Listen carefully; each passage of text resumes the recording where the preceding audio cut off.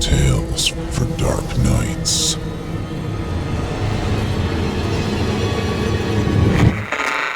Want to make sure you never miss a Chilling Tales for Dark Nights video again?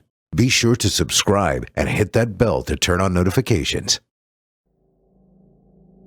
There's this little flower shop on the way home from the office. At least I thought it was a flower shop. The sign on the window says, Granny's Yarbs and Apothecary.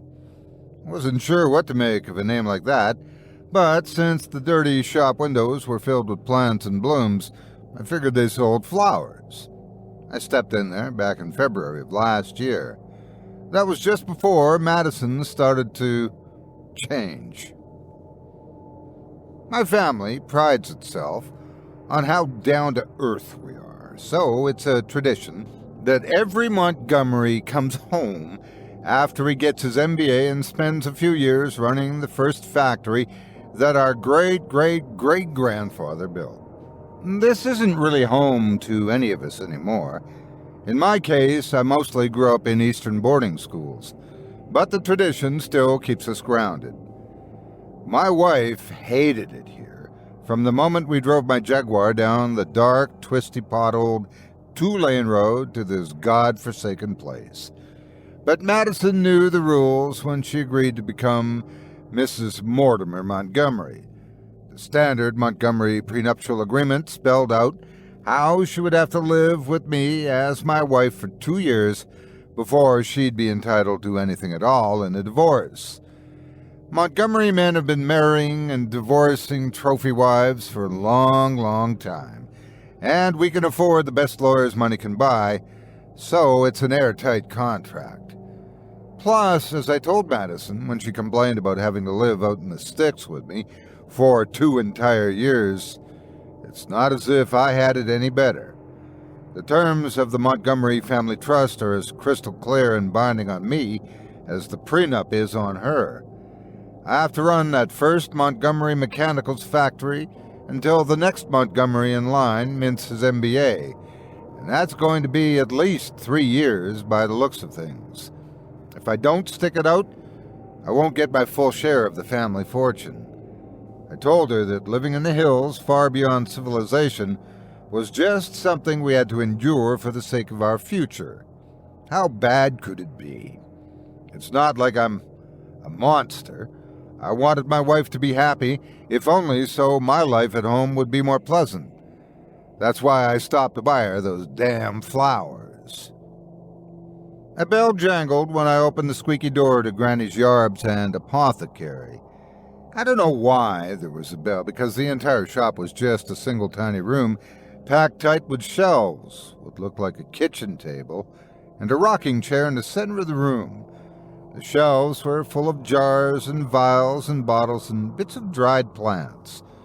The table was cluttered with bowls, trays, and a mortar and pestle. The rocking chair, meanwhile, contained an old hillbilly woman. The old woman looked up at me as I entered her little shop. Her long hair was thin and white, but at least it seemed to have been recently washed and combed. Her face was thin but somehow strong, even though she looked to be short of stature and frail of bone. She wore a dress made of blue fabric with tiny flowers all over it. The cut of the dress was nothing like what women wear outside of the hills. Madison called the style, favored by the crones of the area, hill shack chic, but there was nothing chic about it. The old woman didn't think so much as to stand up to greet me as I creaked across the floor's wooden planks. She just kept rocking as she met my eyes. "What's it that you're wanting?" she asked me. Fortunately, I'm good with languages, having spent so much time abroad. By then, I'd picked up enough of the peculiar local dialect to understand her question. Naturally, I answered with perfect English. "I'd like a bouquet of flowers for my wife, the best you have." She rocked and considered my request before replying. "Ain't no near had no Montgomery in here before." The smell of dried flowers, pungent ointments, I didn't want to think about too much, and what looked like 5 dead possums hanging by their tails over the back door filled the place with an oppressive scent. I wanted to leave and never come back. Instead of giving in to my impulses to flee, though, I reminded myself that once I got my full inheritance, I could buy up what little of the town my family didn't already own. Thus encouraged, I responded with a tone that I intended to communicate to this granny person that I was indeed her better.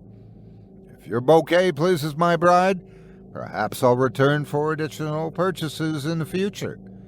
Be warned, however, that my wife's standards are quite high. It was certainly true that Madison's standards in matters such as fashion, home decor, and floral arrangements were indeed quite high. I was pretty sure that those high standards were the biggest reason she agreed to marry me at all, since few other men could afford for her to live up to those very high standards.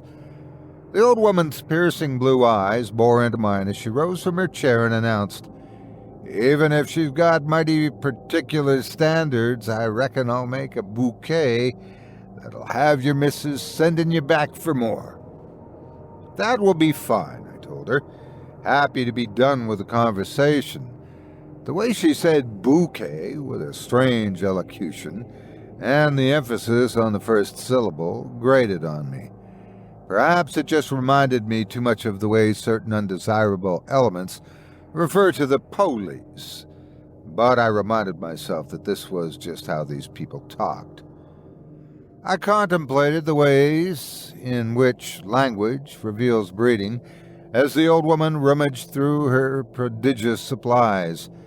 She cut some handsome blossoms off a live plant with a slender-bladed knife that she produced from a pocket in her dress. Then, with a quickness that belied her advanced age and slow demeanor, the old woman assembled a large bundle of fresh-cut flowers and foliage, added generous clumps of dried flowers she carefully selected from a high shelf, and then tied a black ribbon around all of the stems. Finally, she dipped the cut stems into a jar filled with some kind of an anointment before handing me the non-traditional, but yet somehow still attractive arrangement.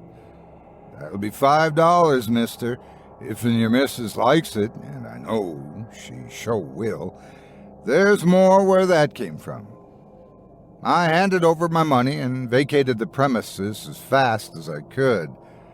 The bare branches of the trees groped overhead as I drove my jag as fast as I dared on my way home to Madison.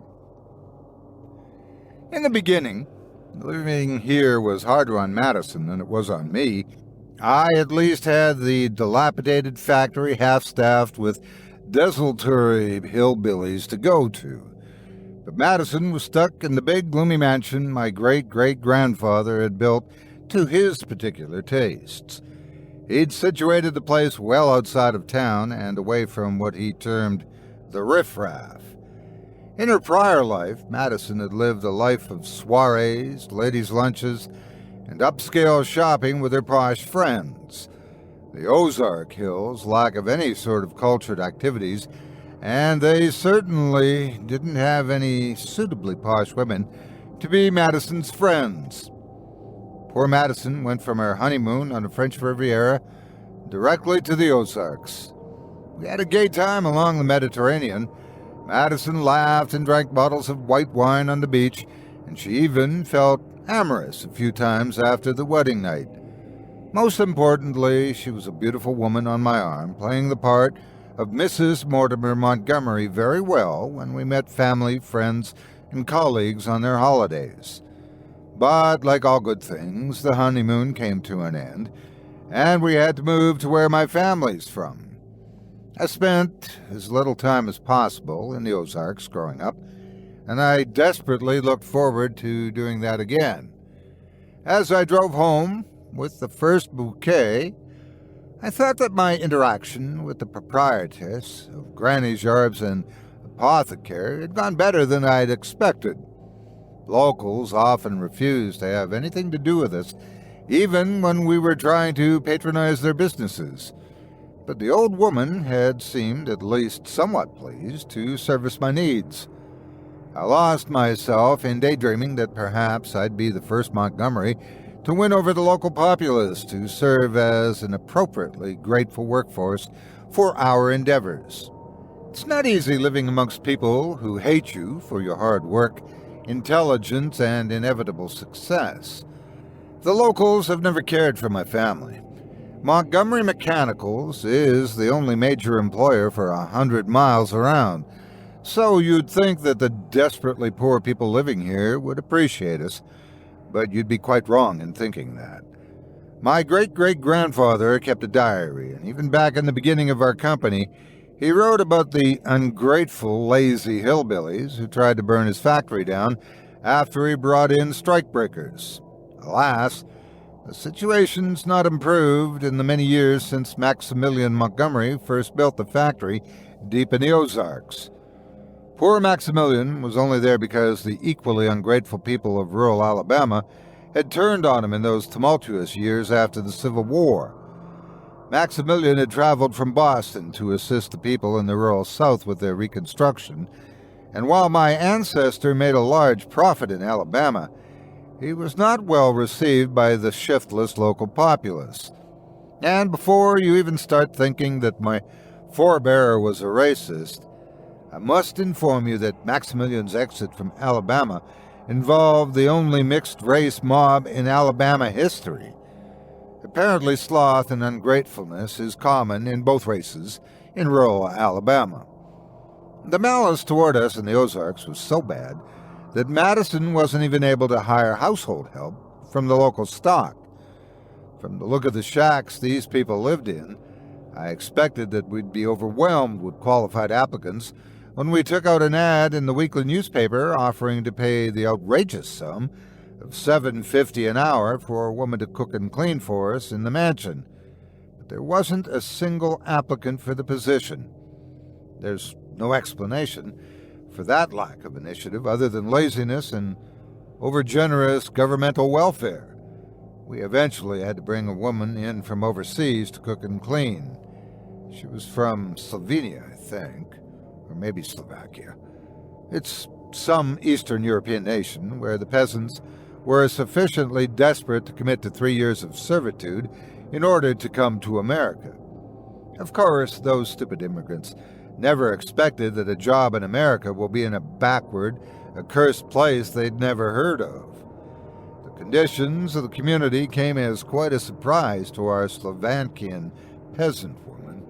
I think that she would have left us by Christmas if we hadn't taken her passport from her when she arrived. I had to search for Madison when I got home with that first bouquet. I even resorted to asking the peasant woman in the kitchen if she knew where my wife was, but the stupid thing just blanched and shook her head at me as she babbled something in her strange language.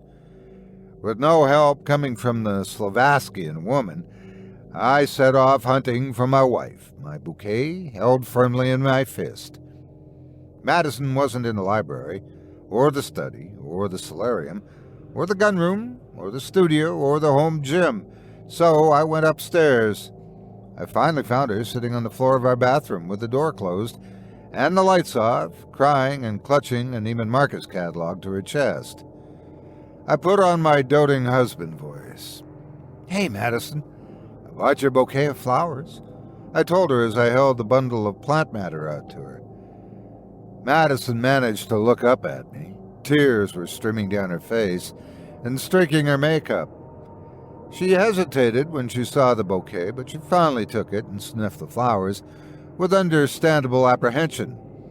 Something about the scent must have pleased her, because she immediately buried her face into the flowers and began to inhale deeply. After maybe a minute, she lowered the flowers and climbed to her feet. "I'm so sorry," she said. "I need to pull myself together." "Oh, don't worry, my dear," I kept using my doting husband voice as I answered her. Her rapidly improving mood encouraged me so much that I leaned over and gave her the barest peck on her tear-stained cheek. To my surprise, as I came near to her, Madison threw her arms around me. She pressed herself against me there, between the ghastly toilet open to the room and the sinks, her chest heaving as she went from sobbing to something else I didn't quite recognize. Dinner that night was another peculiar goulash, or whatever it was the peasant considered to be food.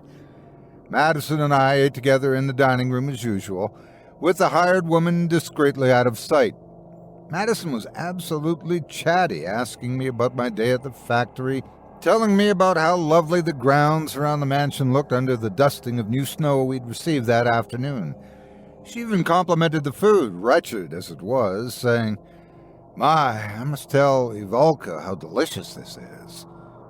I scowled at her. "Who's Ivalka?" I asked. Madison laughed for the first time since we'd arrived in the Ozarks. "Not Ivalva," she giggled. "Ivalka, our cook. She made a delicious dinner tonight, so I should thank her." Madison stood with a flourish. I was confused. "Excuse me, Madison, are you feeling well?" I asked her. "You seem a bit out of sorts this evening, my dear. Perhaps you need to retire early." Madison gave me a smile that I hadn't seen since the south of France. Then she winked at me and said, "I do believe that I'd like to turn in early tonight. Will you meet me in bed in an hour's time?" I stammered.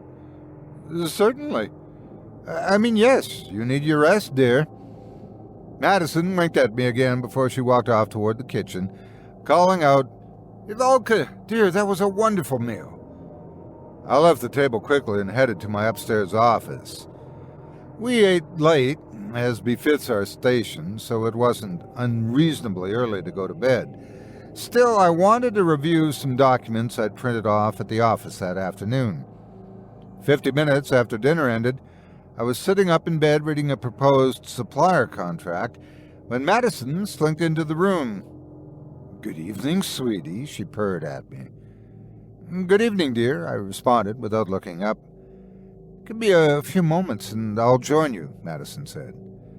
"That's fine, dear," I said. I heard Madison rummaging around in the closet and the bathroom, but I paid her little mind. Instead, I was focused on a particularly troublesome clause that would have obliged Montgomery Mechanicals to pay an unacceptably high price for plastic if the supplier's input costs increased. I was jotting my notes in red ink along the margin of the page to discuss on the phone with my attorney the next morning, when Madison suddenly leaned down between me and the contract. "Well, that's surely enough work tonight, baby," she said as she nibbled my earlobe. A tingle of excitement mingled with fear shot through me as I realized she was wearing a negligee from her bridal trousseau. I marked my place on the paper as Madison sauntered around to her side of the bed. I'd barely placed the papers on my nightstand before Madison leapt into the bed and threw a leg across my hips. "Oh, baby," she murmured as she brushed her lips along my neck. "Love those flowers. Thank you for being so considerate." Then she was on me with a passion that I did not recognize, not even from our honeymoon on the Mediterranean. Worried though I was about what was happening to my wife, I did my husbandly duty, both times. After a few surreal weeks, during which Madison was pleasantly happy, and, of all the bizarre things, took up hiking around the grounds of the mansion, I returned at my wife's behest to Granny's Yarbs and Apothecary for another bouquet. The old woman inside was busy mashing something at her table when the bell on the door jangled to announce my rather obvious entrance. Without even looking up, the old crone greeted me. "Well, Mr. Montgomery, I take it your missus liked the flowers real well." My wife liked the bouquet just fine. I always made it a point to use proper English and careful elocution when I spoke with these people.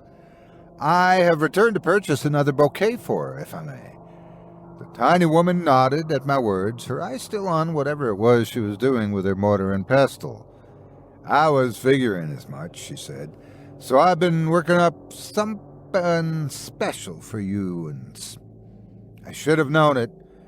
The old crone was going to try to sell me some special bouquet at an unnecessary higher price. Well, the Montgomerys didn't become wealthy by giving in to such tactics. I assure you, madam, that we do not require anything beyond the basic bouquet. The old woman hit me with a stare from those terrible blue eyes. "Don't you worry, Morty," she told me. "I ain't going to charge you any extra for this one. It's still going to be just $5. The second bundle of flowers smelled even more potent than the first. Their stems had been dipped in a pungent salve that smelled so bad that I had to roll down the window of my Jaguar for the drive home. It was a drizzly, cold afternoon in early March. I dreaded getting my car's soft leather upholstery wet, but the penetrating stench of the bundle would have overwhelmed me otherwise. As I drove slowly up our long, meandering driveway, I realized, to my horror, that Madison was marching around outside of the house like some common groundskeeper. She was even carrying a bundle of some sort in her arms. She had a companion with her, and the two women had an air of holiday about them as they took deliberate, long paces along the south lawn of the mansion.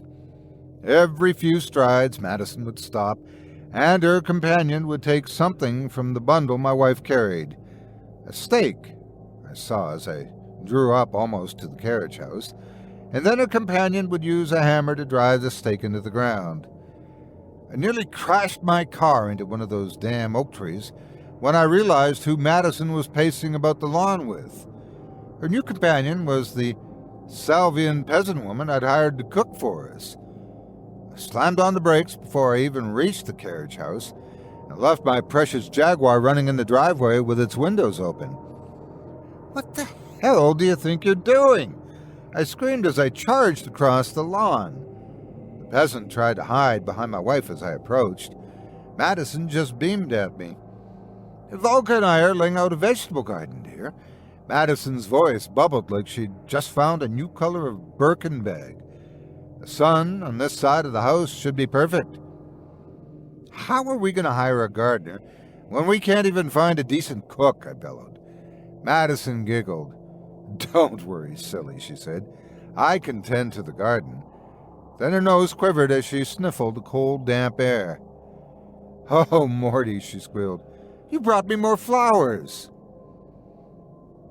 In the days that followed, Madison terrified me with her escalating enthusiasms. As perplexing as her desire for at least nightly congress was, her newfound fondness for both physical labor and the company of the peasant woman made it clear that Madison was losing her mind. Every morning, Madison was out of bed before dawn and digging in our lawn. Usually the peasant woman was with her, both of them dressed in frumpy jeans that looked like they came from the gas station in town. Madison even took to wearing some kind of rubber gardening clogs instead of the stiletto heels and strappy sandals she used to favor. It was both pathetic and tragic for her, but I increasingly worried that I might not be safe around my dangerously deranged wife. Madison even bought a Rottweiler by mail order along with a tool set. When I came home from work one Tuesday in April, she was using her new tools to assemble the tiller right there in the carriage house. I scowled at her and told her that this sort of work was not very ladylike. She giggled at that, a mirthful sound that sent shivers down my spine. The next morning, she wielded the tiller herself to dig up 24 patches of grass under our bedroom window, waking me up at an ungodly hour. I foolishly hoped it would pass, but Madison kept falling deeper and deeper into her madness. She even began cooking the enormous amounts of produce she was producing in her new garden. I came home on a Friday evening in May, and I had to search the entire mansion before I finally located my wife in the kitchen, using some sort of knife to cut an onion into small pieces. The Salvagian peasant was right beside my poor, sick bride, demonstrating the process with a knife of her own as she gestured and spoke in broken English. "What's going on here?" I demanded. The cook cowered at my voice in a gratifying way, but Madison spun around at my shout and beamed at me. "Oh," she said, "Volka is being a dear and showing me how to dice an onion." "Why in the world," I asked, "do you want to learn how to douse an onion?" Madison giggled at me like a cheap floozy. It's dice, not douse, silly. She sat the knife down on the counter and walked over to me. She placed a lingering kiss on my cheek. And why shouldn't I learn how to cook for you? I snorted. Because you're Madison Montgomery? Because we hire people to cook for me? Madison laughed again, threw her arms around my neck, and kicked a foot back as she looked up at me. It's all well and good to hire help sometimes, she said, but I still want to be able to do for my man. She kissed me on the mouth then, hard, before she pushed me away. Dinner will be ready in about an hour, baby, she told me. You go relax. Then she turned back to Ivolka and started to cut up what I think was a carrot, only it had something green and leafy coming out of one end. Despite my dread for the terrible little shop, Madison's powerful insistence and my fear of my altered wife compelled me to keep buying bouquets from that crazy old woman every few weeks. When August began with a terrible heat wave that severely tested my automobile's air conditioning, my purchase from Granny's Yarbs and Apothecary was the weirdest yet. It was just a glass jar full of greenish water with petals of some sort floating above twisty tendrils of chopped roots. The jar and its contents were so repulsive that I was terrified of what Madison's response to receiving it would be. Surely she'd not gone so far as to deem a jar of disgusting glop acceptable. Still, she'd insisted that I obtain another gift from Granny that day, so I feared that Madison and what she would do if I returned home empty-handed.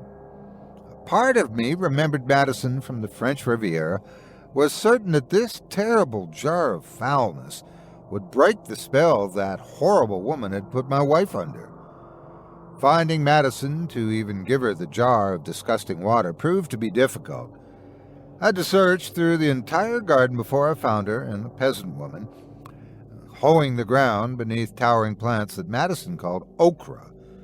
So deep was Madison's madness, instead of being horrified by the concoction, that was in no way a bouquet, she squealed with delight, opened the lid, and started to drink the contents of the jar in eager gulps. Discretion being the better part of valor, I asked Madison to put the hoe down. She dutifully laid it at her feet as she licked the remaining drops of green-tinted liquid from her lips. Then I took a deep breath and said it just like I'd practiced in my Jaguar driving back to the mansion that afternoon. I absolutely am not buying you any more gifts from that Granny person. Are you sure of that, sweetie? She winked at me. I promise to make it worth your while if you keep fetching my gifts from Granny. She winked again. I'm certain of my decision, I said. I don't know how that old witch's vaguely floral monstrosities have made you so deranged, but I hope that you come to your senses again once you cease receiving them. Madison looked at me with indignation. Granny Branson ain't no witch, she shouted. She's a proper granny. Excuse me, a what? I asked. A granny. Granny ain't no devil worshippers like witches are. Granny Branson's mama was a granny, and her mama's mama was a granny before that, and so on, for as long as anyone around here knows. I rubbed my forehead as I tried to process my wife's sudden interest in the genealogies of the local stock. I don't understand, I said slowly and carefully. What's so special about an old hillbilly woman being a grandmother?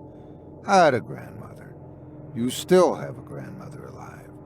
For God's sakes, Madison, your grandmother came to our wedding. Maybe you should go visit her and take a little break from this area. Madison shook her head at that. Absolutely not, Morty. My place is right here, with my husband, to do for you. Besides, it takes a lot more than being a grandmother to be a granny. And why are you talking like one of them now? I demanded. Ah, baby, that just happens natural, like from being around folks is all. It was mighty lonely, just me and Ivolka here all by ourselves all day, every day, till we started going into town to see Granny Branson. Madison winked at our cook, And I do believe that our Avolka here's a fixin' to take up with Granny Branson's grandson Bobby that runs the gas station. The peasant woman blushed, then nodded. Wait, you've been going into town by yourself to see this granny person? Not by myself, sweetie. I've been taking Avolka with me. That's how it was she met Bobby. I took a deep breath to steady my nerves. Madison, I began in the calmest voice I could muster. I absolutely forbid you from going into town to see this granny person anymore. Madison frowned, but then she sort of looked past me and said, Well, you're the man of the house, if that's what you say. I won't be a-going into town to see Granny Branson no more. Then she added, more to the peasant than to me, Good thing Granny Branson gave me all them seeds. By October, I'd made up my mind. It was clear that the beautiful, cultured woman I'd chosen to be my first wife was gone, somehow perverted by something that old crone had done. I couldn't understand it, but I didn't have to live with it. I called my lawyer. Of course, Alan was a corporate attorney, so he didn't want to handle the divorce himself. Fortunately, his firm has an office in St. Louis, and one of his partners there was reputed to be the top divorce attorney in all of Missouri. The Montgomery name and fortune was enough to get that partner, William Quantail, to meet me at the factory the very next day. Of course, it helped that I'd already written him a 6-figure retainer and was paying him $5 an hour to drive down the twisty, terrifying roads that spend more time going back and forth and up and down than in a more productive direction.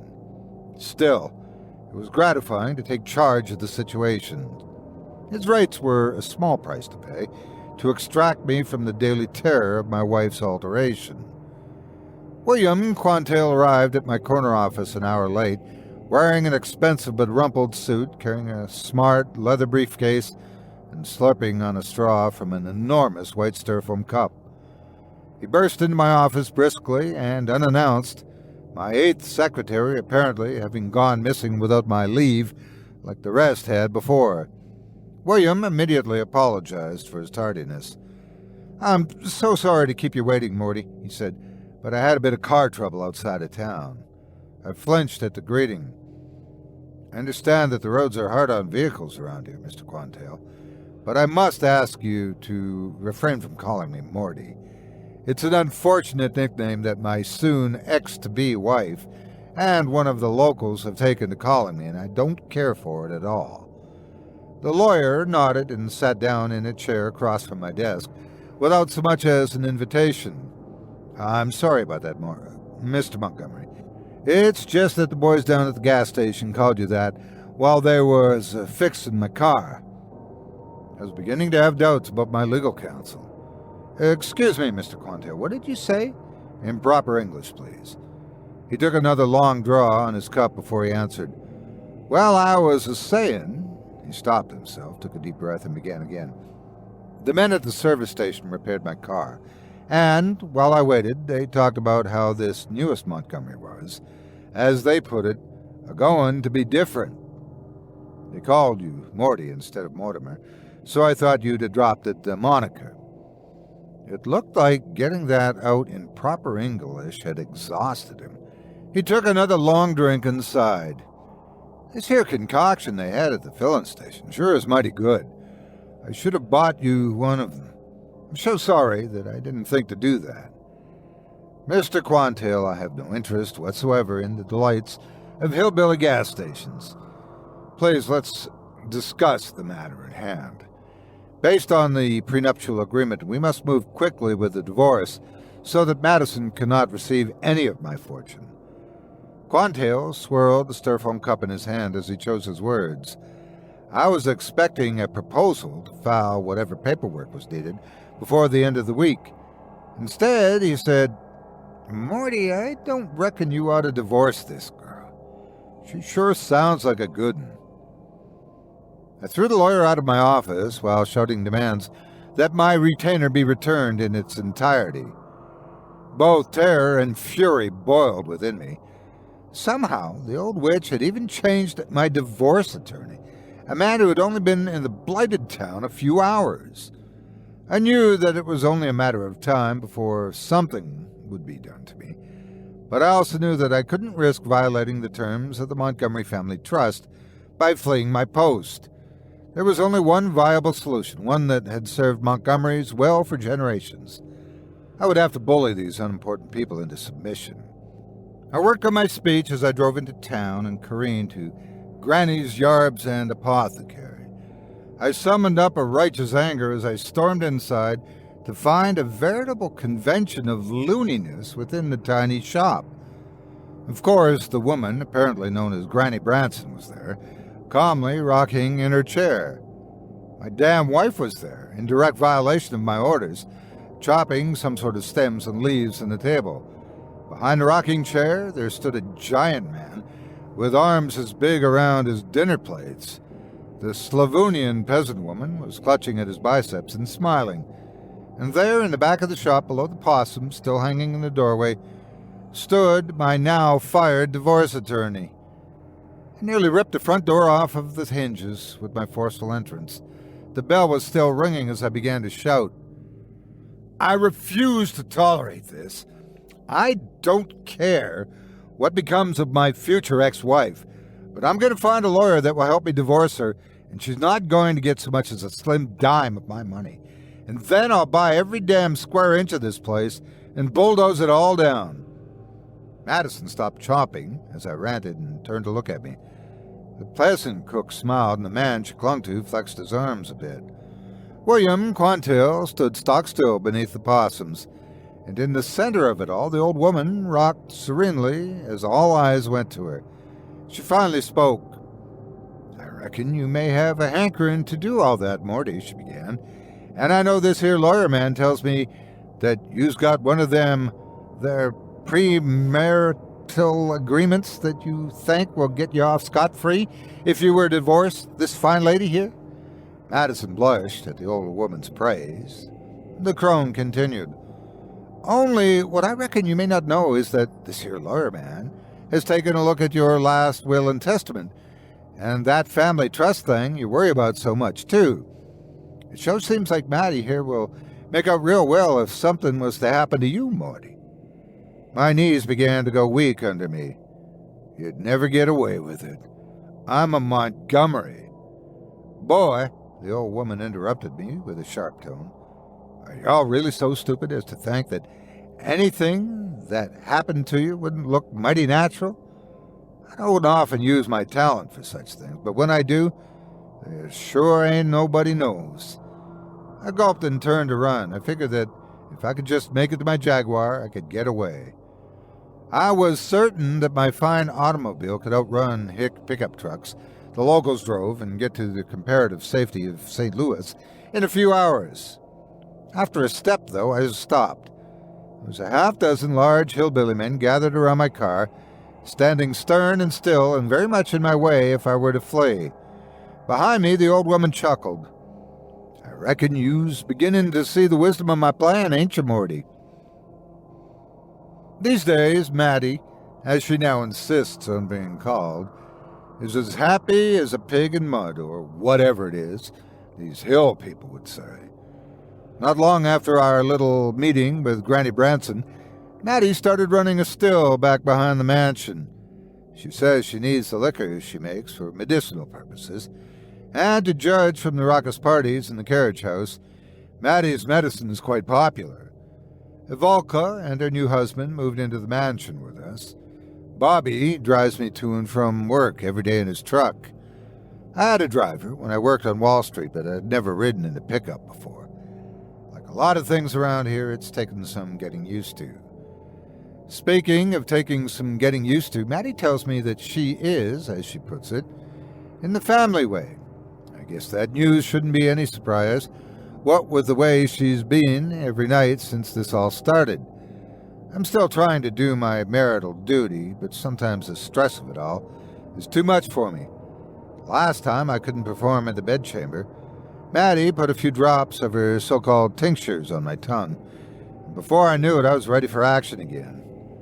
I shudder at the memory. I'm not eager to stay here, but Mattie insists that she wouldn't dream of bringing up our child anywhere else. Given that Granny Branson and all of her rather sizable kinfolk agree with her, I'm not sure that I have much choice in the matter. At least the factory has internet access. It's one of the few places around here that does. Thanks to that, I've been able to call and email my friends to ask for help, but they've all laughed at me. Some of them even claim that I've gone native, and that I'm just concocting wild stories to justify it. I guess that I don't really expect you to believe me either, but I have to try. Even if I can't leave here, I need someone to believe me when I tell them what I've gone through. I need someone to know why Mortimer Montgomery is stuck in these damn hills.